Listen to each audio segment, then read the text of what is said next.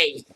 That's us again. We're so excited because a movie's coming out that we've read 8 versions of the book about it, and I saw it once as an off Broadway production out in a park somewhere.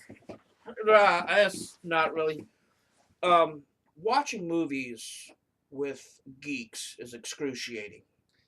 You know, as we make this video, yesterday or the day before the new Star Trek movie premiered, and my friends, my geek friends, have a number of rituals they participate in. Now, one we don't do anymore, obviously, is the midnight premiere because certain parts of South Carolina are very politically correct and paranoid about midnight gunmen, but that's a topic for another video.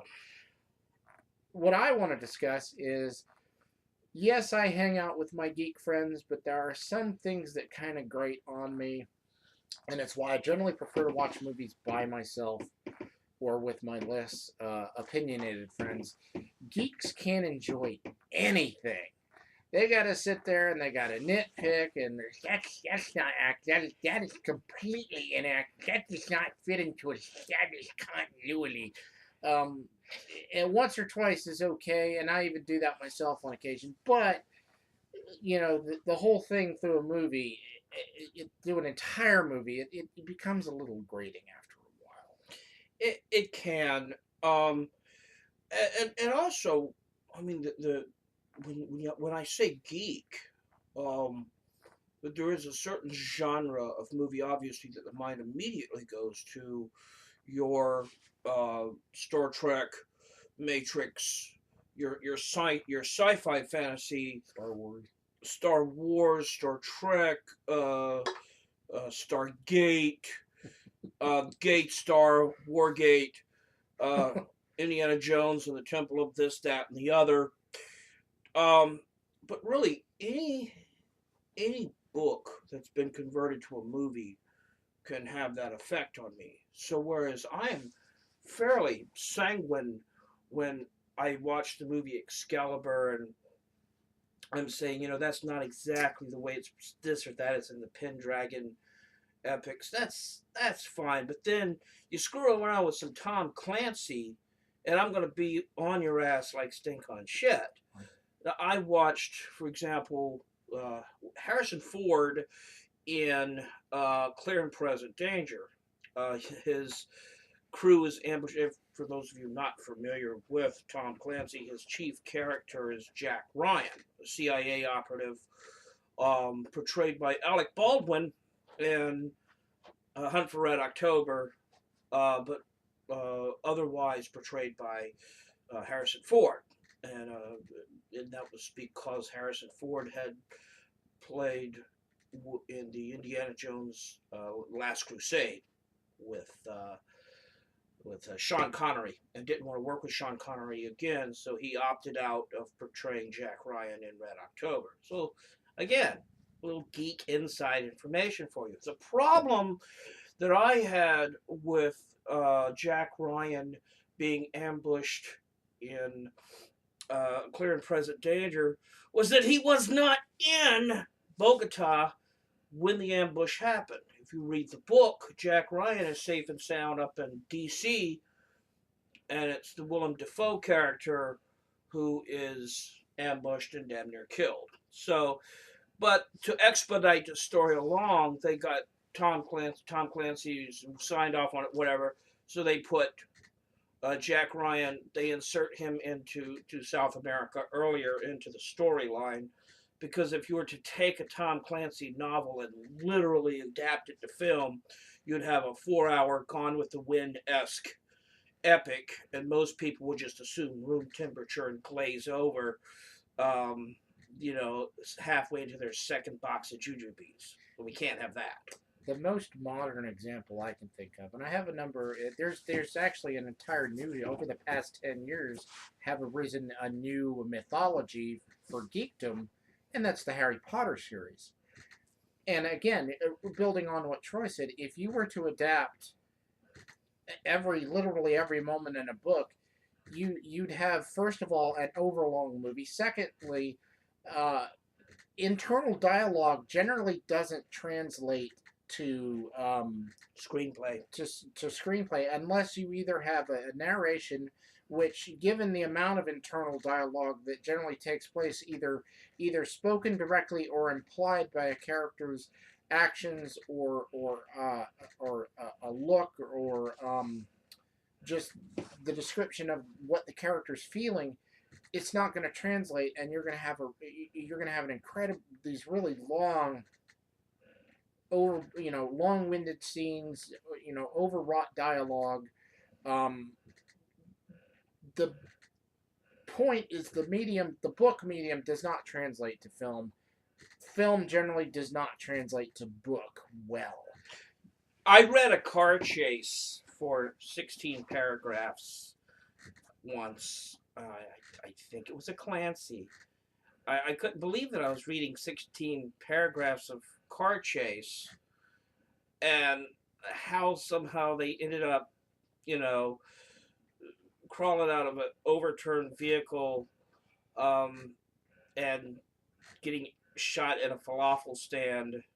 I'm sure it would have looked great on film, But but they're describing every child whose mother yanks her out of the way. They're describing every, you know, um, screaming Mediterranean food vendor. Ah, my cart, you break. Uh, these things I don't need to read for 16 paragraphs. if you're emotionally attached to the book, you probably shouldn't see the movie. In other words, or let me put this into more modern colloquial terms. If you're going to the movie theater expecting to see the book on the screen, you're gonna have a bad time. This fella's fixing to have what we like to call a bad day.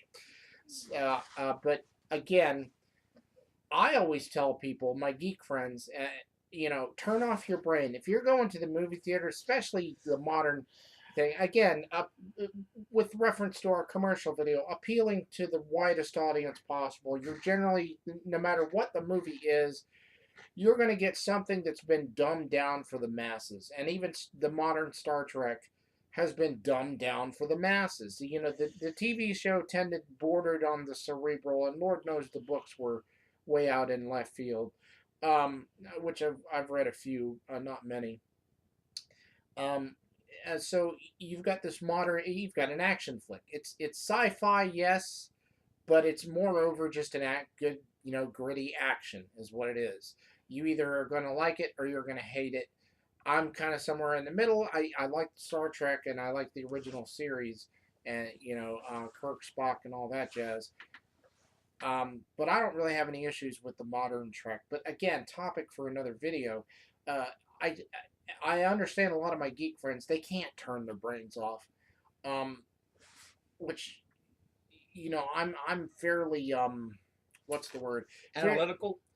analytical. I was gonna say I'm fairly schizophrenic in my day to day thing, so I can actually put something on that does not require my brain, and it actually helps me focus on other things. But I understand when you're going to the movie theater, you don't have any other stimulation. All you have is the movie. So I could see the tendency there to not be able to turn the brain off. But if I'm at home and something on TV or DVD or something, I can turn my brain off, have that on in the background while I do something else, and it can help me focus. But a lot of these really intelligent types, yeah, they have that thing where they have to.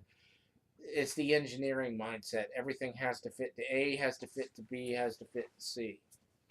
Well, I think too. Now, and this is very important to talk about. To stress here that we are talking about the fiction genre to begin with. I think there's a different degree that you would apply those standards to if you were talking about something nonfiction. The recent Abraham Lincoln movie that came out, and I'm not talking about Abraham Lincoln vampire killer. That's a whole other thing there. Was a vampire hunter anyway. No, it was, what was the other one? What was one with Daniel Day-Lewis? It was just called Lincoln, right? Right. Okay, so yeah, I think if there is actual history of our nation involved, then I think that people do have a little bit more entitlement to